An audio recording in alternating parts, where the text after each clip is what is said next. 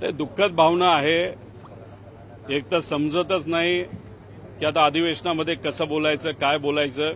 का तुम्हालाही माहिती आहे, कधी कधी मीडियाशी बोलत असताना मागून दादा जेव्हा जायचे तेव्हा मिश्किलपणे ते टोमणे सुद्धा त्या ठिकाणी मला मारायचे।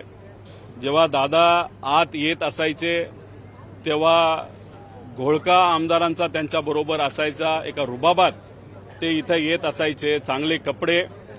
या अधिवेशनामध्ये येणारा पहिला माणूस, पहिला नेता कोण असायचा रोज, तर ते अजितदादा असायचे।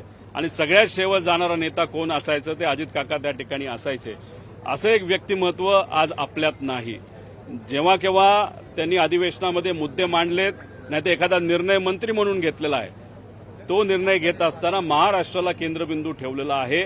आणि शिस्त ही अधिवेशनात कशी असावी, कशा पद्धतीने विषय आणि मुद्दे मांडले असावेत, बोलत असताना कोण कसं बोलतंय, भाषणामध्ये मध्येच कोणी ते काहीतरी बोलतंय का, या सर्व गोष्टींवर तिथं लक्ष असायचं।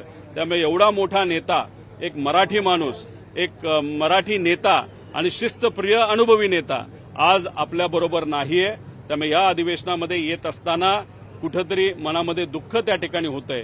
पण त्यांनी आम्हा सगळ्यांना एकच गोष्ट सांगितली आहे, काय झालं तर लढत राहायचं। आणि त्या दृष्टिकोनातून आम्ही सर्वजण अधिवेशनात लोकांच्या वतीने, लोकांच्या हितासाठी, महाराष्ट्राच्या हितासाठी जे कुठले जमतील ते मुद्दे मांडत त्या ठिकाणी लढत राहू।